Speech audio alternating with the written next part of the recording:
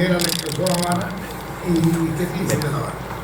Si este programa se hiciera en Miami o en Madrid, va la gente de La Habana. Pero a mí La Habana nunca me imantó. O sea, yo tenía familias acá, tenía 2 tías maravillosas que me invitaban sobre todo a venir en las vacaciones.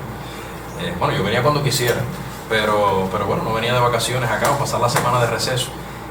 Y yo aguantaba una semana, 15 días lo más. No me gustaba, era mucho, como que mucho ajetreo. Y yo siempre digo que bueno, es que yo no soy ni siquiera de Holguín ciudad. Yo soy de un pueblo, de un municipio, de una provincia. Eso viene siendo algo así como Holguín, Flecha, Lanza. Yo soy nacido en Mayarí, pero criado en Levis, muy cerca de la fábrica de níquel de Nicaragua.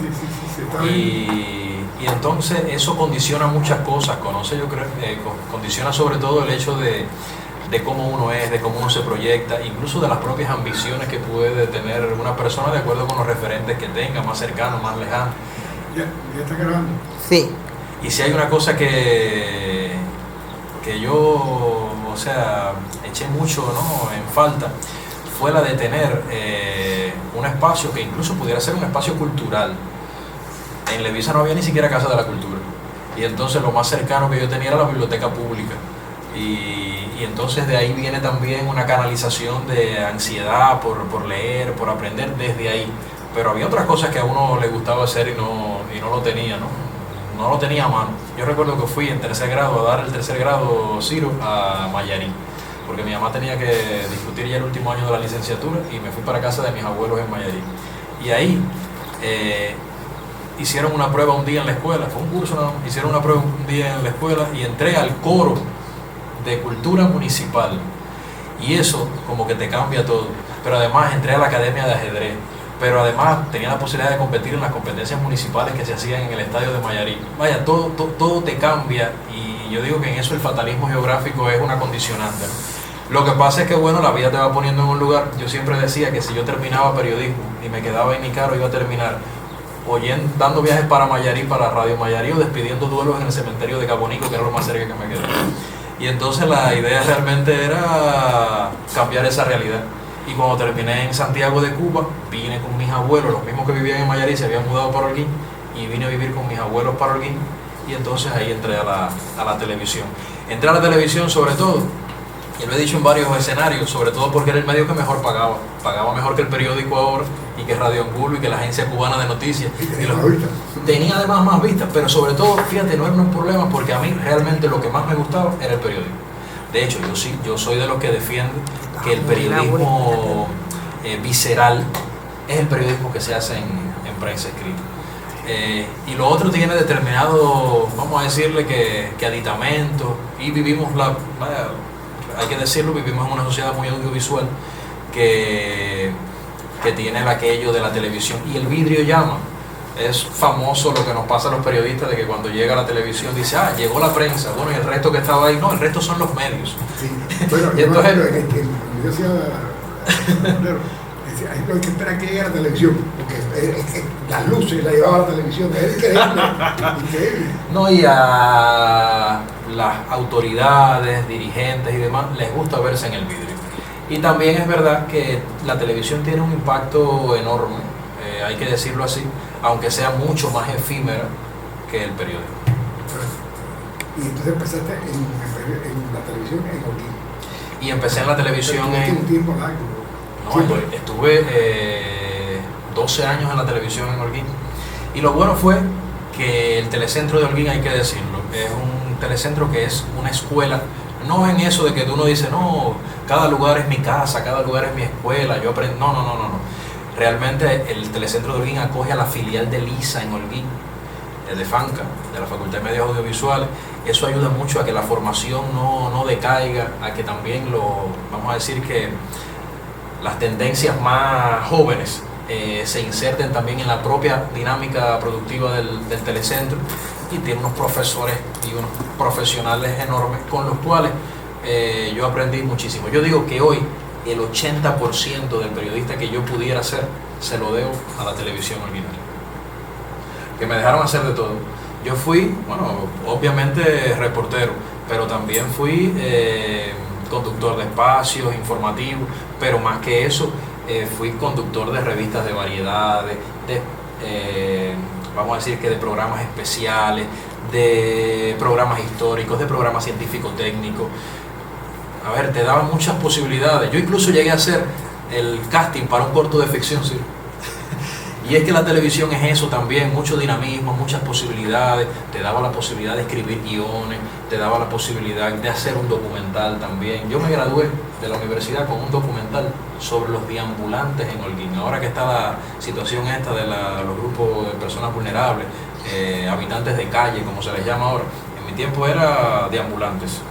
Y en tu tiempo era indigente, pasa así. Y entonces el telecentro holguinero te daba esa apertura, te daba esas posibilidades, y yo lo agradecí muchísimo. Y cuando vine para La Habana, por una cuestión circunstancial. A veces yo había vendido en Holguín mi apartamento en función de bajar, porque mi esposa era la corresponsal de Juventud Rebelde en Holguín, y teníamos una moto que no manejábamos porque no teníamos dónde tenerla, vivíamos en un tercer piso y no había lugar donde guardarla. Y entonces, en función de, fíjate, a veces las cosas más mundanas, más triviales definen pasos importantes en la vida de las personas, y decidimos mudarnos, vender el apartamento para bajar a una primera planta, tener la moto con nosotros. Yo vivía en bicicleta todo el tiempo con mi esposa y el niño por allá y por acá, y entonces la señora que nos iba a vender la casa se echó para atrás y nos quedamos en el aire. Después de haber tenido casa, empezamos a alquilarnos, o sea, vivir en casas alquiladas y prestadas, hasta que tuvimos que venir acá por una cuestión médica. Y aquí, durante ese espacio de tiempo, atendiendo el tema de salud, apareció una posibilidad de venta que no la buscábamos, pero teníamos el dinero en la tarjeta porque habíamos vendido el apartamento, y apareció entonces esa posibilidad y decidimos vender sin consultarlo con la familia, porque si lo consultaba no venía. Una vez es una suerte de tronco familiar alrededor del cual hay muchas decisiones que se toman en familia. Cuando uno tiene también hijos chiquitos, piensa en la pediatra que te queda cerca, con la que tienes confianza, la que quieres mucho y en la que confías. Cuando uno tiene abuelos, personas mayores, piensa mucho en el tema salud, las relaciones que uno tiene, es lo que uno conoce, en lo que uno confía. Y me daba miedo venir para La Habana y tomar esa decisión, pero bueno, de los cobardes no se ha escrito nada, de los holguineros tampoco. Ya son 6 años. Sí, fue rápido cuando yo vine para acá, para La Habana. De hecho, las plazas estaban congeladas. Fue año 2019, antes de la COVID. Y cuando llegué a la televisión, primero mi esposa tenía plaza porque de Juventud Rebelde no salía, podía seguir acá. Fuimos y resolvimos el tema del Círculo del Niño. Los traslados de provincia tienen prioridad. 2 hijos. Pero en aquel momento, tú conoces al chiquito, pero en aquel momento el chiquito todavía no estaba. Y el otro tenía 3 años. Y entonces decidimos, ya después que todo estaba organizado, fui al ICRT. Estaban las plazas congeladas, pero el jefe en ese momento, Ovidio Cabrera, que era el jefe del sistema informativo, llamó a Noya, presidente del ICR, y le dijo que yo estaba allí y que había venido para La Habana. Y yo oí todavía por el teléfono cuando Noya le dijo, no lo dejes ir. Y eso... Ovidio sabe, y Noya también. Y entonces, ya yo había trabajado para acá, para la televisión, sin ser el corresponsal desde Holguín. La corresponsal era Marel González, pero en Holguín, que sigue siendo corresponsal. Pero en Holguín había esa apertura también de que las personas, cuando consideraban que un trabajo tenía valor, lo mandaban para acá. Y yo creo que eso ha sido algo que se ha sostenido también en el tiempo, para bien. Y vine y empecé a trabajar y empecé a hacer las cosas más o menos como... Fue difícil, el inicio siempre es difícil. Yo editaba mucho en Holguín, yo solo, en un programa, AVI, que era otro programa. Aquí se editaba en Premiere, era distinto. Yo no conocía los lugares, no conocía la fuente. El principio fue un choque complicado y me pasé como 3 meses en la duda de si debía regresar o no. ¿Qué te parece? Pero bueno, a los 3 meses uno se da cuenta de que... eso se supera. De que todo se supera y de que todo es un proceso de aprendizaje en el que uno va haciendo nuevas relaciones, conoce nuevos pediatras, conoce nuevos profesionales de la salud, y comienza a crearse su propio mundo profesional, que en el caso de los periodistas es verdad que nos permite conocer a muchas personas. Eso todo el mundo lo conoce, y la televisión también ayuda mucho en eso. Por eso es que hoy también me es más fácil hacer botella. ¿Tú pensaste haciendo algún sector específico? o todo lo que te cae? Cuando yo vine me dieron lo que caía. Recuerdo que me dieron a atender el Ministerio de Comercio Interior. Nosotros trabajamos así por sector y me dieron ese. Pero yo desde Holguín defendí siempre que yo no soy periodista de comercio, como no soy periodista de educación, ni soy periodista de salud. Yo soy periodista. Y uno, aunque la especialización es muy buena, y yo respeto mucho a los periodistas que profundizan en un tema y se convierten en expertos en el tema, a mí me gusta mucho conocer de todo un poco. Y a mí me gusta salir hoy de una plantación, de saber cómo se siembra la caña, y al otro día me voy entonces a ver cómo se opera el cerebro por un tumor, con las personas despiertas. Vaya, son cosas, y después voy a una escuela donde se trabaja con niños del espectro, con trastorno del espectro autista. Y eso te da dando mucho conocimiento en muchas áreas, y es una de las cosas que yo más le agradezco al periodismo. O sea, el conocimiento respecto a mucho, aunque yo no me considero experto en casi nada. Y ahora te dieron la crónica que es un bombazo porque no es lo que te toca. ¿O cómo se hace la crónica? ¿Te dan el tema? ¿Tú lo buscas? ¿Cómo? Lo dices por el trabajo de las historias de los domingos. A ver, sustituir un tipo que era yo te voy a decir una cosa. Yo creo que Acanda es insustituible. Acanda es un profesional enorme, con una calidad enorme en su trabajo, pero además distinguido en este país. Primero por los trabajos que hizo sobre Martí, a través de esa posibilidad que tuvo también de recorrer muchos sitios. Y yo siempre digo, y voy a aprovechar aquí, ya que estamos también conociéndonos con el mundo, ¿no? Gracias a la posibilidad que ustedes nos dan. Yo digo que el gran valor, porque la gente no lo conoce, la gente muchas veces cree que el ICRT mandaba a Acanda a hacer los trabajos, que si en Noruega, que si en Estados Unidos, que si en Ecuador, y no era así. El ICRT mandó a Acanda a hacer el trabajo sobre Martí, la serie de la ruta martiana, pero muchos de los trabajos que Acanda hizo, lo mismo en Japón, que en Noruega, que en España, que en Estados Unidos, eran trabajos que partían de su propia vivencia personal. Y yo digo que además de su talento, también estaba el aquello de dedicar su viaje personal de visita como turista, por así decirlo, a trabajar y a reflejar su vivencia en el mundo para el conocimiento que los que estábamos del lado de acá de la pantalla tuviéramos también de cómo era el mundo, de determinadas historias que además contaba de una manera excepcional. Y yo digo que el gran mérito de Acanda está en haber utilizado su posibilidad de viaje para brindarnos a nosotros o satisfacernos a nosotros esa sed o esa hambre del conocimiento. Y entonces a mí, Acanda no está ahora acá en nuestro país, y mi jefe, yo lo vi en una foto, viendo una película en Los Ángeles, no sé ahora mismo dónde estará, realmente no lo sé. Y él fue. Pero no sé si, entonces me dijo que estaba en el teatro tuerto, pero no estaba de conductor, sino que estaba de programador, yo no sé, productor, no sé. Bueno, no sé, realmente hace rato no me comunico con él. A Acanda le debo muy buenos consejos en materia de locución, un profesional que yo admiro y respeto muchísimo. Y bueno, está en ese espacio que yo creo que la gente ha extrañado siempre, porque además es un espacio a todo el mundo le gusta tener. Yo me imagino que a ti te pasa también, tener una página en un periódico es un lujo, es un privilegio. Y a mí también me ha gustado mucho que, bueno, mi jefe Jorge Luis, al frente del canal cubano de noticias, me llamó y me dijo: Andiel, tenemos este espacio y yo quiero que lo hagas tú. Y bueno, una oportunidad así no se le dice que no. Es verdad que es difícil. Es semanal, es fija. Uno trata de no repetirse y es difícil. Uno trata de no tener que reprisar un material. Es difícil también porque además la dinámica se sigue moviendo y no es eso lo único que yo hago. Uno tiene que hacer su cobertura diaria y conducir el noticiero también. Es complicado, pero... Y además, lo otro complicado es que no es un trabajo cualquiera. Yo he salido a hacer una historia el domingo por la mañana, creyendo que, para que salga por la noche, creyendo que es y me he encontrado con una realidad muy distinta. Y yo no he encontrado ahí, a veces uno la escarba y la encuentra, pero hay veces que la realidad te dice, bueno, no es. Y yo he dicho, esto no tiene lo que debería enganchar para la historia del domingo. Y tengo entonces hasta las 8 de la noche para encontrar esa historia, grabarla, editarla y presentarla.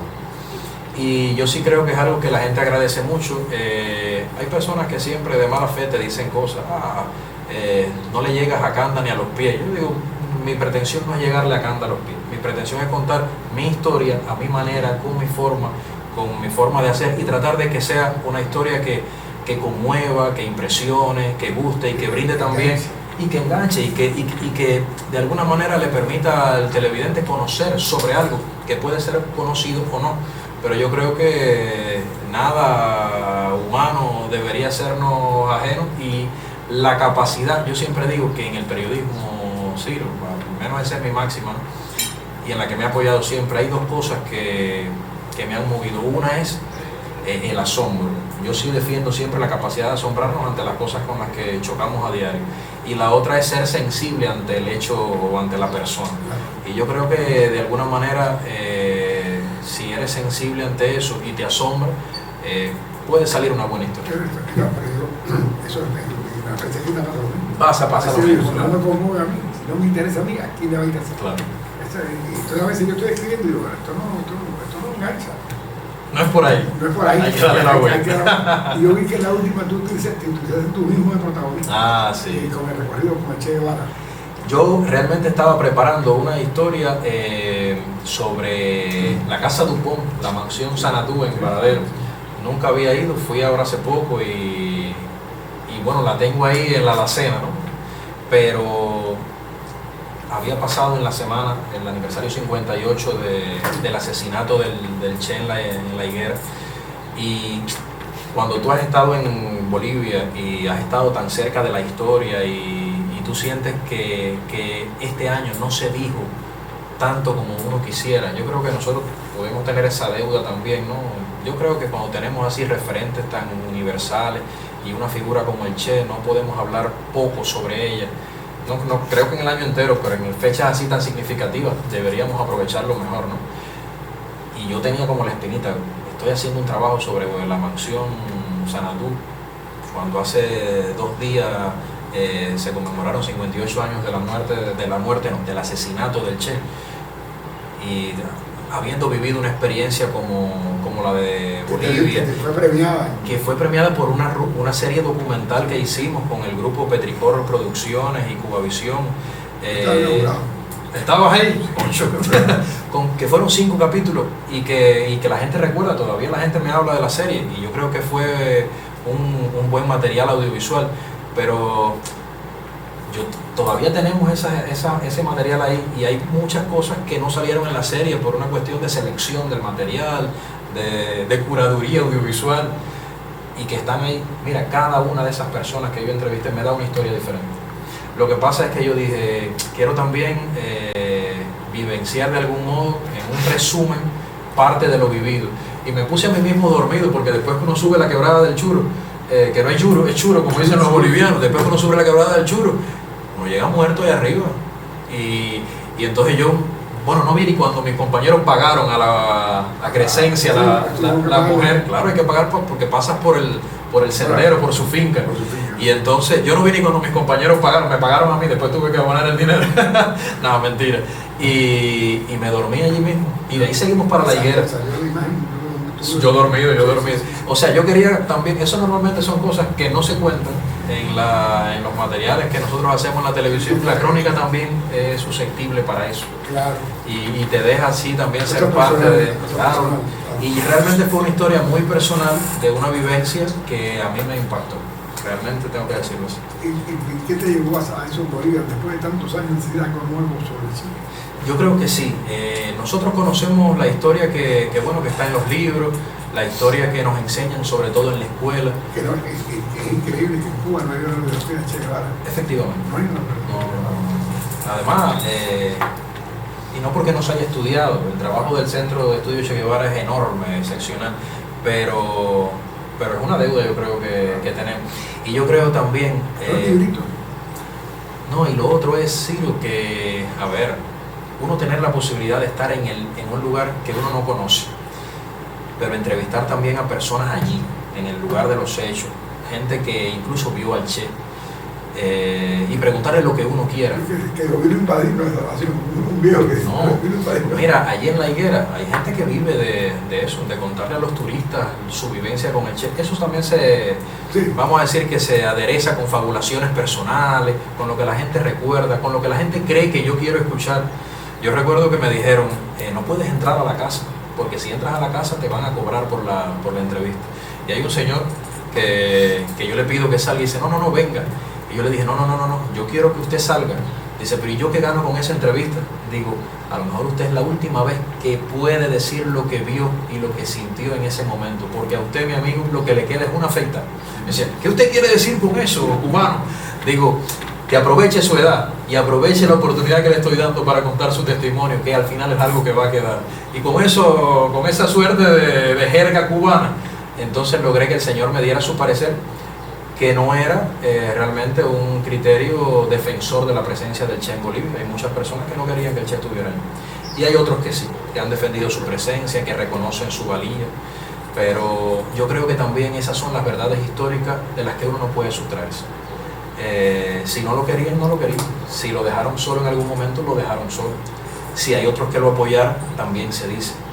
Y hay un momento muy bonito, ¿no? Que es cuando yo llego al mausoleo donde fueron encontrados sus restos. Mira, Ciro, una cosa es que te lo cuente. Yo he sido un admirador del Che la vida entera, ¿no? Crecimos con eso. Y he escuchado oí mucho hablar a Popi, que lamentablemente no está. Escuché mucho hablar a Popi sobre eso. Le pregunté a Popi sobre eso también. Seguí mucho los trabajos que mi colega Gladys Rubio hizo sobre el tema. Lo he leído, lo he buscado, pero no hay nada como estar en el lugar. Como estar en el lugar y sentir ahí cerca tú te sientes cerca de la historia. Y eso es una ganancia de vida que uno se lleva siempre. Y que bueno, el periodismo me da la posibilidad de compartir. ¿Y qué es la crónica para ti? Hay quien dice que la crónica es escribir algo interesante acerca de nada. ¿Se ha dicho eso? Yo creo que los culpables de eso son los cultores de un ejercicio de la crónica edulcorado, semilírico, pseudoperiodístico. Cada cosa. Claro, que realmente no son crónicas. Yo creo que la crónica es un relato personal que implica cercanía. ¿Cercanía a qué? A la vivencia, cercanía al sentimiento, cercanía a la verdad. Y yo creo que de cualquier cosa, yo sí creo que de cualquier, no, hay cosas que no son susceptibles de tratamiento periodístico. Yo lo que sí creo es que nada humano debería sernos ajeno y detrás de eso puede haber una historia que deberíamos contar del modo que sea, y muchas veces desde la crónica. Para mí la crónica es ese, el relato personalísimo sobre la realidad que tengo delante, que me asombra y sobre la que trato de poner lo que he aprendido del periodista que puedo ser. ¿Y es tu género preferido o hay otro género? A mí me encanta la crónica y a mí se me da bien, yo creo que se me da el comentario. Los cubanos somos muy dados a opinar de cualquier cosa. Nosotros tenemos esa vehemencia opinativa sobre todo. Tengamos conocimiento o no de la realidad que nos rodea, más profundo o menos profundo, sean siendo superficiales o no. Pero a mí me gusta escuchar mucho a las personas, sobre todo a las personas de mayor experiencia. Es decir, yo soy un fan de los viejos. Porque además he crecido entre viejos que me han enseñado mucho a ser la persona que soy, por eso los admiro, ¿no? Pero yo escucho mucho a los viejos y escucho mucho a las personas que me han demostrado en algún momento de mi vida que tienen sentido común. Y yo trato de incluso no irme con mi opinión personal sobre algo a la hora de ejercer el comentario, que me preguntaba sobre la crónica, disculpen.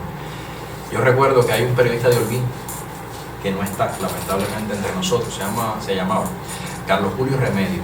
Era el esposo de Mare González, la corresponsal. Y Carlos Julio, pero era una gente con una capacidad para analizar los fenómenos que rodeamos y además con desde la simpleza, sin complejizar las cosas. No había que aplicar la teoría de la complejidad, sino aplicar el sentido común. Y a veces yo tenía un buen tema y lo transformaba en un comentario y yo se lo leía. Y él me decía, sí, pero falta esta visión, ¿por qué no la piensas? Y a mí me gusta también que cuando vaya yo a presentar algo ante ante el mundo, porque nosotros no trabajamos para una persona que nos está viendo en la casa. Desde el lado de allá hay millones de gente y la fuerza de la imagen es enorme, pero además hoy la fuerza que tiene la televisión para llegar, la televisión vamos a decirle como plataforma, ¿no?, para llegar a millones, es enorme. Entonces yo creo que hay que ser muy responsable con eso y no creer que uno tiene la verdad en la mano, ¿no? Sino tratar de pulsar así otros pareceres. A lo mejor no estoy de acuerdo con determinado parecer y eso también puede formar parte incluso de ese material. Y trato de escuchar mucho y de compartir eso en lo que hago. Y tratando siempre, por supuesto, de que eso tenga un cuerpo audiovisual. Yo he defendido siempre el hecho de que la televisión como tal, el periodismo audiovisual, impone un dominio de la dinámica audiovisual, del lenguaje audiovisual. Nosotros no podemos ir a la televisión a hacer radio con imagen y tampoco hacer periódico con plano fotográfico. O sea, la televisión tiene otra manera de decir y yo creo que en esa dinámica llevar la opinión y apoyarme en eso ha sido, yo creo que una cosa que me ha dado resultado. Pero tú me hablabas y sí, yo creo que sí, que la crónica es mi género preferido, sobre todo desde el punto de vista de que a mí me gusta narrar. Yo pasé el centro de formación literaria en el Jorge Cardoso con el Chino Era, con Sacha, con Raúl Aguiar, con Sergio Acevedo, mis profes, porque siempre me ha gustado contar. Y yo creo que el periodismo va de eso, de contar lo que vivimos a diario, de contar lo que nos preocupa como personas y como sociedad, y de ser parte de unas ganas de transformación también, que es consustancial a lo que hacemos. Si no podemos transformar, no estoy hablando solo de transformar la realidad que nos rodea, sino a veces de transformar pensamientos, opiniones, conocimiento, todo eso es transformación también. Y si eso contribuye a que seamos mejores personas y a que seamos mejores seres humanos, perfecto. ¿Y te influye algún periodista particular? Mira, sí, uno siempre tiene referentes, ¿no?, fantasmas que nos agobian. Y yo de una persona que aprendí muchísimo cuando empecé a estudiar periodismo fue de Rubén Rodríguez, un periodista de Holguín, excelente escritor para niños y adultos. Que fue como mi primer tutor, y Rubén me enseñó mucho y además confiaba mucho en mí. Él me dejaba incluso hasta revisar las planas del periódico, del periódico Ahora, pero él me enseñó también a a buscar la historia, a buscar la manera de conmover, de que no pasara por alto determinados detalles que pudieran aderezar la historia periodística, aunque no fuera la prensa escrita. Después aprendí mucho también con la propia Marel.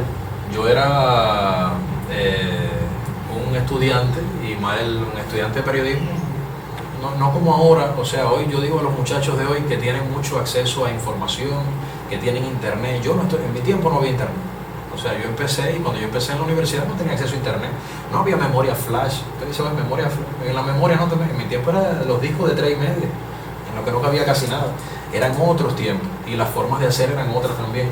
Y nosotros, yo digo que ahora, si dicen que todo tiempo futuro tiene que ser mejor, hoy el acceso a información es enorme y uno tiene la capacidad de aprender más, ¿no? Hay mucha información en el ambiente, quizás también por la forma en la que se vive, ¿no? Pero yo aprendí con Marel a sentir y a buscar la manera de contarlo desde el audiovisual y a saber dónde pongo la cámara. Y también tenía profesionales excelentes de la fotografía, Eddie de la Pera. ¿Siempre trabajas con Eddie de la Pera? Con Eddie de la Pera y con Rafael Orama, que además son dos excelentes fotógrafos con formas de hacer diferentes. Ahora hay uno aquí que trabaja con él. Jordani Rodríguez, también. Y es que, a ver, yo recuerdo, de todas, Eddie es un periodista con una cámara en el hombro. Y Orama es un camarógrafo, negro él. Yo le digo, tú eres el negro de la Virgen, tú estás tocado por la Virgen, por la sensibilidad fotográfica que tiene. Eso también, esas son cosas que además uno aprende a identificarlo y saber, bueno, para este trabajo me gustaría más trabajar con este, y para este otro tengo a este otro. Y ahí, en esa dinámica, ¿no? Del hacer, uno se va creciendo. Roger Carballosa, otro excelente fotógrafo, Carlos Fernández, bueno, no sé, en Holguín ha habido mucho, Oscar Feria, que está aquí en La Habana haciendo maravillas también.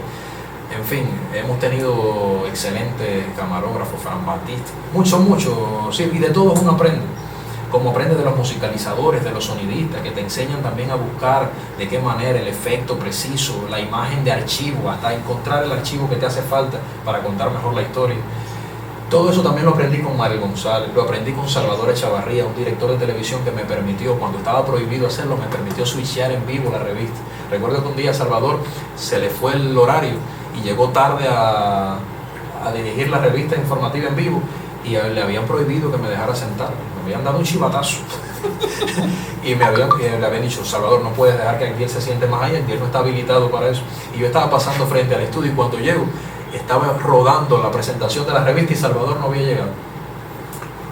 Y dice el coordinador: siéntate, Anguiel. Y yo me senté, saqué la revista al aire, y a los 5 minutos llegó Salvador. Y dice Salvador: eres mi Salvador. Salvé la situación en ese momento, ¿no? Y si hay una persona de la que yo he aprendido muchísimo, Ciro, ha sido de Ismari Barcia. Para mí, la mejor periodista de televisión. ¿Fue alumna suya? Sí. Para mí, la mejor periodista de televisión que en los últimos años ha tenido este país, de quien más he aprendido a usar el recurso audiovisual, de quien más he aprendido a usar el efecto preciso, polémica, aguda, inteligente. Tengo que decirlo así. ¿El archivo lo busca el periodista o se lo busca? No, a ver, hay veces uno lo busca a partir de la historia que uno quiere contar, uno sabe lo que tiene, pero hay veces que he pedido ayuda. He pedido ayuda para que me encuentren algo. Hay veces también sobre la base de la premura. A veces tengo que contar con personas. La televisión tiene eso, que uno no hace casi nada solo. Nadie lo puede hacer todo del todo bien. Cuando hay un gran producto, hay detrás un gran equipo de trabajo. Y la televisión te enseña mucho a hacer de todo. Nosotros trabajamos, mira, hasta el chofer es importante, ¿sí? Un chofer cascarrabias que amanezca con el moño virado, te cambia la dinámica de un trabajo. Te cambia hasta la manera en la que tú afrontas el día. Te cambia hasta el modo de llegar a un entrevistador. Y eso, yo digo que si hay una cosa que yo he aprendido en esta profesión también es a ser psicólogo. Y es también a tratar de conquistar a ese profesional, hacerlo parte de mi trabajo. Yo me siento en el carro cuando vamos a salir y yo me viro. Yo siempre me siento adelante con el chofer, yo me viro y tengo a mi equipo atrás y le digo: bueno, hoy la historia que vamos a contar es esta. Y yo quiero hacerlo así, de esta manera. Si ustedes tienen otra forma de que lo ven de otra manera, por favor, me lo dicen. Pero este trabajo es de todo el mundo. Y eso lo practico todos los días que salgo con un equipo a trabajar. Igual, ya tú te vas creando también determinadas relaciones, vínculos con tus compañeros que te conocen. Yo hoy trabajo muchísimo con un camarógrafo acá, un muchacho joven que está estudiando ahora en la FANCA, pero que tiene sensibilidad y muchas ganas de hacer, se llama Lázaro Bryan. Y ya Lázaro me conoce. Ya él sabe cómo me gusta a mí el plano, qué tipo de encuadre me cuadra para las entrevistas. Y eso te facilita el trabajo. Sobre todo porque además yo paso más trabajo porque yo medito mis trabajos. Y no porque no confíe en los editores que tenemos, sino porque a mí me fascina la edición. Yo digo que es la parte más artística del trabajo que hacemos. Y entonces, y me gusta. Mira, Ciro, a veces, aunque sea una reunión, aunque sea aparentemente una aparente simpleza, a mí me gusta editar yo. Y si se trata de un trabajo, pues vaya, de que implique más realización, más todavía. Y hay cosas que obviamente yo no sé hacer porque no soy un especialista. Hay efectos que no sé hacer o hay determinadas cosas que yo quiero lograr y llamo a un editor de mi confianza y le digo: yo quiero esto, ayúdame. Y hay veces que me lo hace y digo: no, pero eso no es lo que yo quiero, yo lo quiero de esta manera. Y trato siempre, dentro de las posibilidades, ¿no?, de no irme por el camino fácil, de no seguir la línea del menor esfuerzo. Yo creo que eso es una cosa que nos mata en el día a día. Terminar rápido, mata y sala, vamos, se acabó. No. Que no salga, es preferible que no salga. Ayer mismo yo recibí unas imágenes y además yo soy un defensor de la imagen. Yo recibí unas imágenes de un colega que me decía, que no es periodista, pero me hacía llegar las imágenes de una celebración. Y yo le dije, mándamela, no tenemos un equipo allí, mándame las imágenes. Las imágenes eran muy malas, ¿sí? Y yo digo, una imagen mala se justifica cuando se trata de un escenario complicado, de un accidente, de una noticia, pero de una celebración que puede ser aquí en este mismo espacio, y que podía, no se justifica. Y mira, que no sale. Yo voy a decir que pasó, pero no lo voy a contar con la imagen, porque la imagen yo creo que lo que hace es restarle al momento, y no. O sea, yo sí soy un defensor de que el trabajo tenga calidad. Y si alguno de mis de mis colegas, pero que son jefes de emisión, o mis propios jefes en el canal, consideran que hay una cosa que realmente no tiene la calidad, prefiero que me lo digan y no que salga. Yo prefiero que no salga. Yo digo, nosotros hemos publicado cosas que yo después he dicho, que además yo lo he presentado en el noticiero, he dicho, eso no debió ser. Y no porque el trabajo fuera malo, sino porque a lo mejor la calidad no era buena, porque además nosotros tenemos que proteger a veces la imagen, no estoy hablando de falsear la imagen, pero nosotros somos un país pobre en recursos, pero no somos un país miserable. Y nosotros no podemos dar la imagen de miseria, a veces hasta en la forma de vestirnos. ¿Por qué? Porque se nos olvidó que íbamos a salir en cámara. Si no tuve la previsión, entonces no salgo en cámara.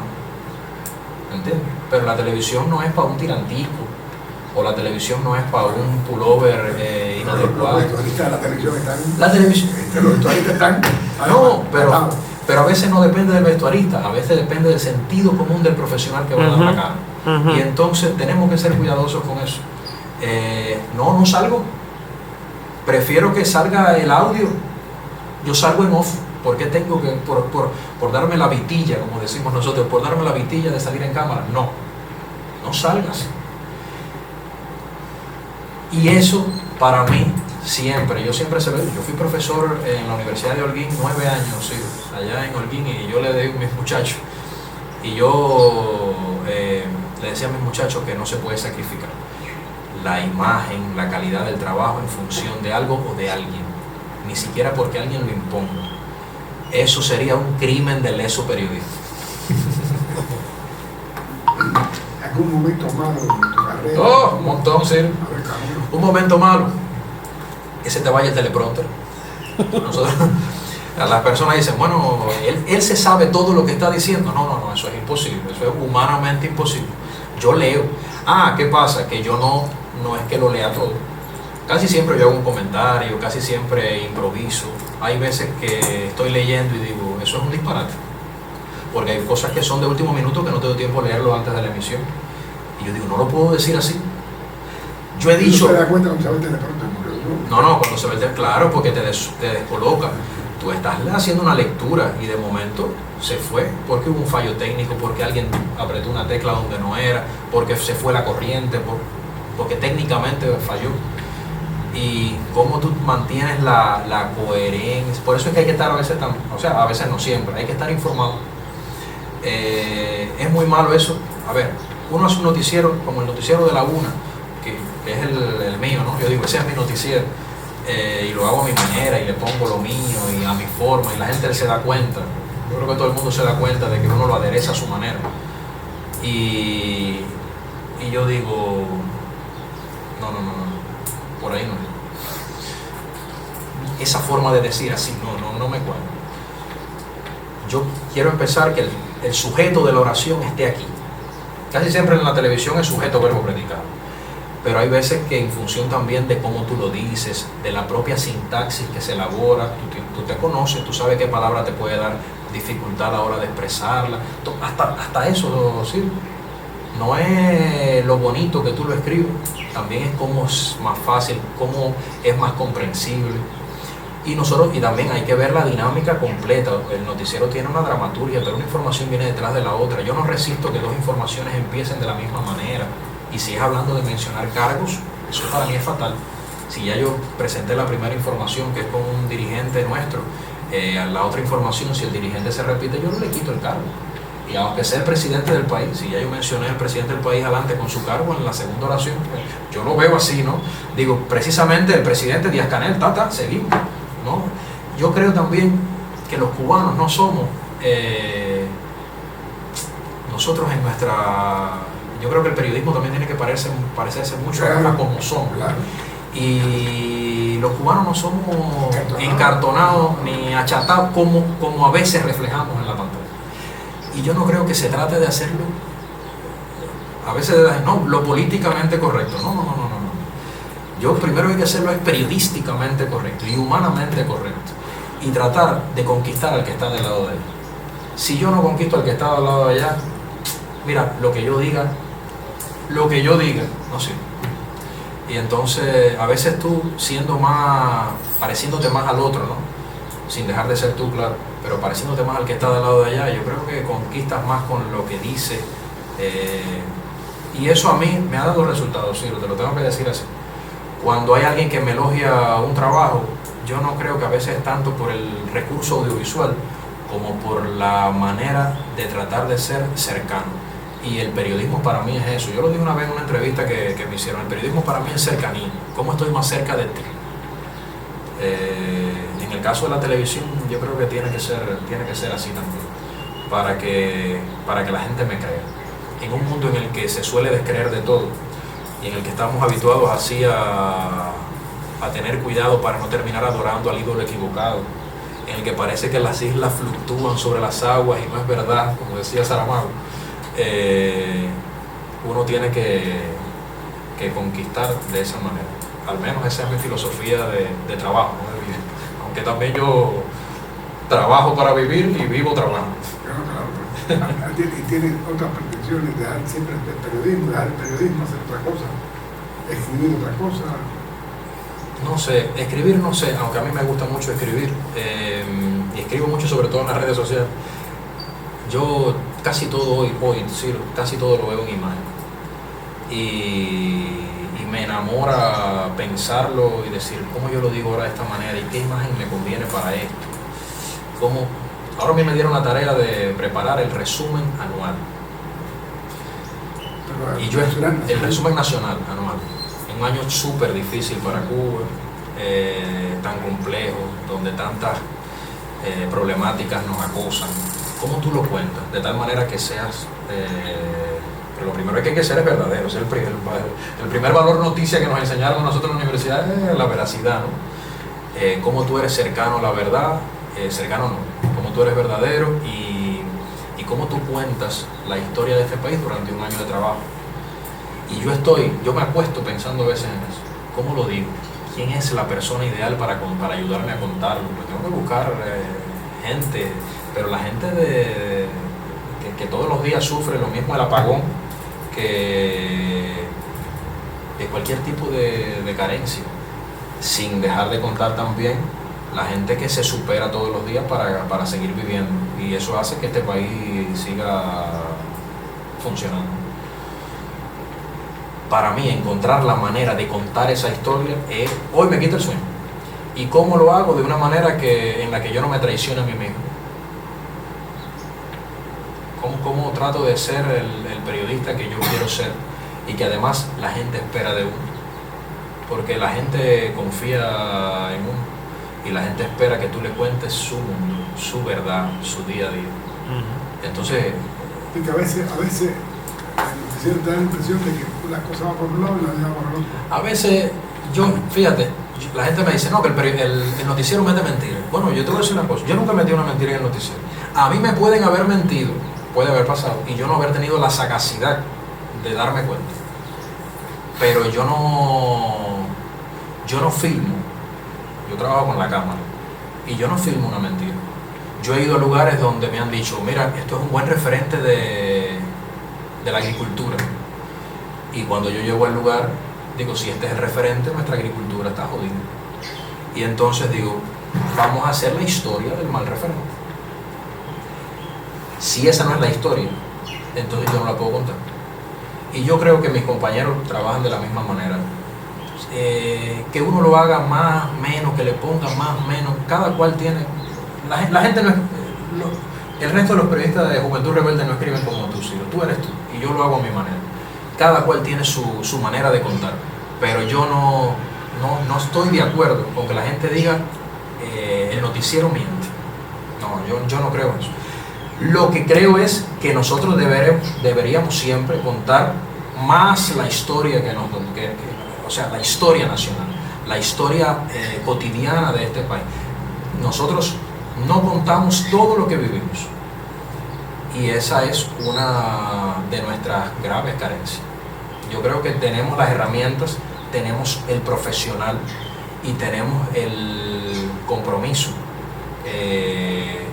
con la verdad, que yo creo que ha sido siempre el signo de la revolución, el compromiso con la verdad y con el ser humano, con los seres humanos de este pueblo, para contar lo que vivimos.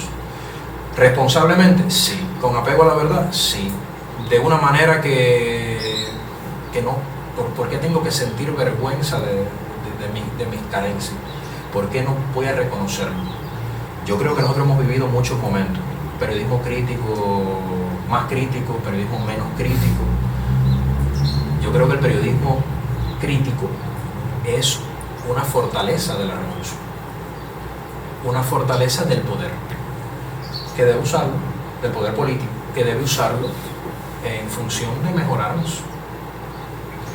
Pero además contándonos siempre. Yo recuerdo que le hice una vez una entrevista a una periodista que yo respeto mucho y admiro mucho, Cristina Escobar. Se la hice estando en Holguín, sí.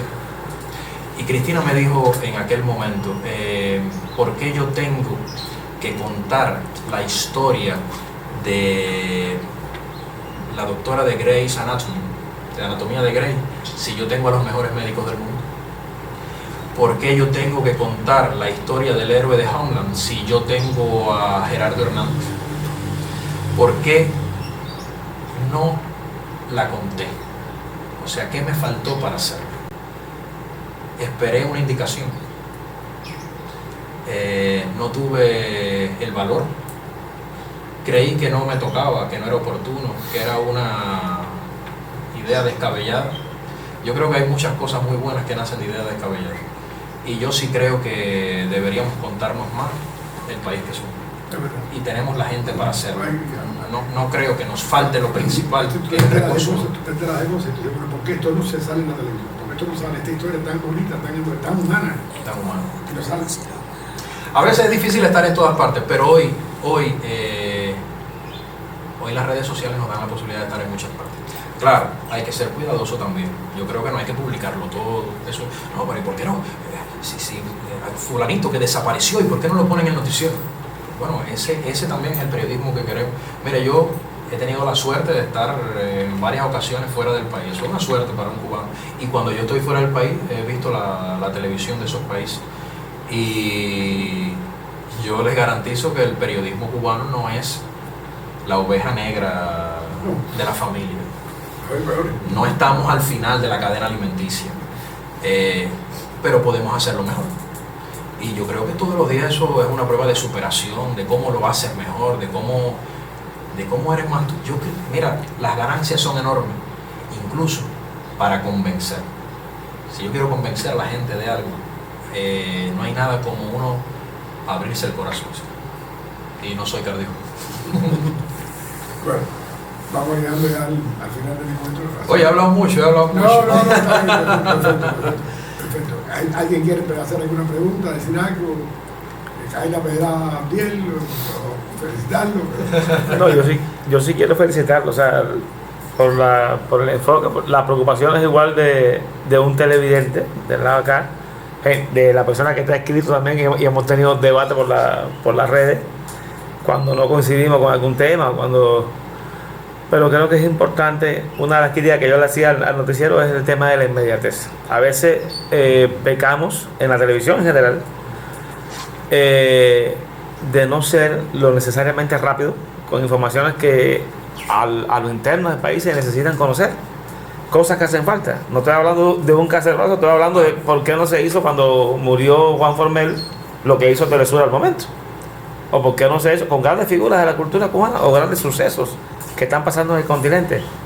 Se necesita que la gente sepa, porque tenemos la responsabilidad de informar y de formar, ya que tenemos la garantía de que por las redes y otros medios se deforma constantemente. Entonces tú tienes un reto fuerte, lo has sorteado con elegancia, pero es difícil, y sabemos que la presión a veces también de alguien que quiere que salga determinada información de determinada manera para cumplir, es también incómoda. O sea, todos los hemos pasado en los distintos puestos que nos ha tocado, ¿no? Claro. Pero creo que hacerlo de la manera que lo estás haciendo está bien, se puede mejorar como tú dices, pero está bien, hasta ahora va bien la cosa. Y ojalá puedas animar a alguien más para que sí lo vuelva a la televisión con el espacio de comunicación de alabanza. Sería interesante. Quizás apoyarte para la crónica, no sé, pensar en cualquier variante, porque eso es un tesoro que hay que aprovechar y se pierde. Lo que tú decías ahorita, son las oportunidades que perdemos de maximizar un conocimiento. Claro que sí. Bueno, la que hablaba de una cosa es, tú dices, si estás apurado, no lo hagas. Claro. Si estás no lo hagas. Yo me acuerdo cuando lo contaron, el programa empezó muy bien, pero después todo el mundo estaba apurado. No se puede estar apurado. Cuando llegaban a casa del director, ya estaban apurados, ya no vamos a terminar. No. Entonces yo decía, Majero, con tantas imágenes en movimiento que hay, ¿por qué no usarlas más? No, porque hay que buscarlas. Entonces eso era un trabajo enorme. Ese es el problema. Y lo otro que pasa también es por el tema de los dineros. Los dineros son importantes. La televisión es un medio que lleva recursos. Y lleva recursos para hacerla, pero también hay que pagarle al profesional que la hace. Y eso es una cosa que uno no puede sustraerse. Ni tampoco. No. Eso se hace en un momentico. Mentira. Si hay un medio que requiere tiempo para hacer las cosas, es la televisión. Ciro, yo he tenido un entrevistado delante y ya cuando ya casi vamos a empezar a hablar me doy cuenta de que el entrevistado se le nota, una entrevistada se le nota el ajustador. ¿Por qué? Pero me he encontrado un entrevistado que de momento se le nota, tiene la nariz sucia o tiene un pelo fuera de lugar. O, mira, hay entrevistados que me dicen, pero ven acá, tú eres el periodista, tú eres el maquillista, o eres el peluquero. A mí me han dicho que yo soy ayudante de camarógrafo. Una vez salí a hacer una cobertura en Holguín.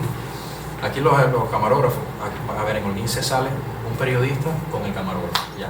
Aquí no, aquí va un periodista, el camarógrafo, y va un sonidista, y se ayudan, sobre todo entre el técnico ese y el camarógrafo, se ayudan a cargar el trípode, pesa la cámara. Y yo en Holguín no. Yo aquí salgo también y cojo el trípode y lo cargo normal. A ver, ¿por qué no lo hago así? Yo tengo 2 brazos y soy joven y lo hago. Pero recuerdo que unos jóvenes allá, cuando el huracán hay, empezamos a filmar. La imagen es lo primero. En el periodismo en televisión la imagen es la prioridad. Y yo con el trípode por acá y el camarógrafo de la pera, subido arriba de una rastra con colchones para los damnificados. Y vamos a montarnos. Y dice unos muchachos, él es el camarógrafo y tú eres el ayudante del camarógrafo. Digo, eso mismo, ya, a esa hora tú no te puedes poner a explicar que tú eres el periodista, pero que tú estás ayudando. No. Además, te toca. Dice también. También. Y si tengo que peinar, peino. Y además, yo siempre digo, ¿por qué tenemos que descuidar a la persona que vamos a poner en pantalla? Yo quiero burlarme de esa persona. Hay que cuidarla también. Claro. En la entrevista pasa, tú tienes que cuidar al entrevistado. Claro. Tú no puedes poner todo lo que el entrevistado te dice. Es como digo, la curaduría de la televisión, como tú haces curaduría para todo en la vida, ¿entiendes? Para todo en la vida tú dices, tú seleccionas. Usted llega a una visita a su casa y usted no le da la taza que está rota, mentira, eso no lo hace nadie, a no ser que no te importe esa persona. Pero si yo no voy a trabajar para aquí, no me importa. No, a mí me importa que la gente crea en lo que yo digo. Eso es lo que más me importa a mí en el periodismo que hago en la televisión. Tiene que importarme, si no me importara no lo hago, ¿sí? Y hay otros trabajos mejor remunerados que a lo mejor me dan otros privilegios económicos, pero si hay una cosa que yo te digo, ¿no? Vaya, no sé si estamos cerrando, es que a mí me gusta el periodismo. Inconforme, insatisfecho también, pero yo sí creo y además creo en la fuerza que tiene el periodismo para transformar lo que son. La gente le hace caso a lo que sale en la prensa y a lo que sale en la televisión. Y no creo que hay que poner una java debajo del noticiero para que caigan las cosas. O sea, yo a veces digo, a mí una vez yo iba caminando en la calle y me dijo, casi me voy a las manos con un hombre, ¿para dónde vas? Para el menticiero. Yo dije, no. Vengo de tu casa, acabo de dejar a tu mujer satisfecha, tranquilo, no pasa nada. Fue una salida así, digo, no, yo no voy para el noticiero, porque además yo no me permitiría mentirle a la gente. Al menos, a ver, si yo estoy errado, si creo que estoy diciendo una verdad, bueno, pido perdón, pero nunca me atrevería a contar una cosa que la no. prensa a veces te escribe a la gente. A usted dice que el asesinato fue a las 3:30. No fue a las 3:30, fue a las 3:29. Porque mi abuelo que iba por ahí sacó el reloj. Y aparte, entonces la gente te pone y vean, chico, la fuente que yo consulté. La gente eso no está sacando, es inventado, es una fuente. Hacia la fuente equivocada, imagínate. Vaya. No, pero triangula la información. Bueno, sí, es verdad, deberíamos triangular un poquito. Yo creo que no. Sí creo que nos hace falta mucho rigor. El rigor es la madre, el padre, va a decirlo. El rigor es el padre de la calidad. Hace falta mucho sentido común, mucho rigor, mucha sensibilidad para hacer las cosas. Y claro, y hay que también encontrar el modo de que usted viva de eso que hace, de que usted haga periodismo y no tenga que preocuparse por cómo yo llego a mi casa o qué voy a comer. Es difícil, o sea, vaya, esa es la preocupación de todo el mundo, ¿no? Pero yo sí creo que hay que ser coherente con la enorme responsabilidad que uno tiene. Yo no tengo miedo. La gente dice, no, debe darte miedo estar frente a la pantalla, en vivo, el noticiero. Yo no tengo miedo. Yo lo que no desconozco que es una gran responsabilidad. A ti, ser conductor del noticiero no te resta, eso es tiempo y posibilidad de hacer las cosas. Sí, me resta. Pero tú no lo ves como una cosa que te... No. A ver, mira, hay una cosa. Uno conduce el noticiero porque uno tiene determinadas aptitudes para hacerlo. Nosotros hemos tenido periodistas excepcionales que no pueden conducir el noticiero. También estoy ahora en una etapa, en una época que se le debe mucho a Ovidio también, que defendió mucho que fueran los periodistas los que condujesen los espacios noticiosos, espacios informativos. Tiene su sentido. O sea, ¿quién mejor? Yo siempre ponía el ejemplo, alguien me decía, no, los locutores. No, los locutores son, a ver, no estoy demeritando, yo soy locutor también, no estoy demeritando. Lo que pasa es que el espacio informativo se supone que, a ver, igual ha pasado. Yo creo que si eres un locutor y no tienes una formación periodística, tienes la obligación de informarte como un periodista, a empezar por ahí, para conducir un espacio informativo. No puede quedar a decirlo bonito o a decirlo correctamente. Creo que si además si eres un periodista, entonces sé periodista en el momento en que estás haciéndolo. Tiene que notarse que tú tienes una preparación periodística para hacerlo. Tienes que ser periodista en el intento. Tienes que, si vas a entrevistar a alguien en vivo, tienes que hacer la pregunta periodística, no la pregunta del teleprompter. Tienes que ser periodista en todo momento, para que tenga sentido que tu jefe defienda que un periodista se va a parar frente a la pantalla a hacer lo que durante décadas hicieron los locutores. Y si eres un locutor, entonces hazlo y sé periodista, aunque no seas periodista de carrera. Porque yo creo que eso. Yo siempre en Holguín ponía el ejemplo, ¿no? Yo venía de un consejo de defensa que se activa cuando hay un huracán. Y entonces nosotros teníamos a una locutora excepcional, cuasi periodista, como Maite Santiago. Pero eso era un lujo. Maite era un lujo y no era la regla. Maite era la excepción. Pero no hay nada como llegar tú y desde el Consejo de Defensa, el periodista, y plantar, hoy vamos a conducir esta revista especial sobre este tema. Y yo vengo y puedo hablar con quien sea, porque tengo la información de primera mano, porque es difícil transmitírsela a un locutor para que la diga él. Yo creo que tenemos la obligación de estar muy informados para cuando se te vaya el teleprompter, para cuando te hagan la pregunta incómoda, para saber qué preguntar en el momento que hay que preguntarlo, para cualquier cosa. Sí, en la calle la gente nos pregunta cualquier cosa, te pasa a ti también. Y no sé, no es la mejor respuesta. Y además te digo, mi WhatsApp y mi perfil en Facebook, eso es un buzón de quejas y sugerencias. y de gente que te sigue, de gente. Uno cree que no, eso no lo vio nadie, no lo vio nadie, lo vio el mundo. Y hay que ser consecuente con eso, con la enorme responsabilidad que ello implica. Bueno, pues señores, agradecemos. Gracias por la invitación. Agradecemos lo que lamentamos el público, pero el público fue excelente. No, el público. Este es el mejor. Mil gracias, de verdad.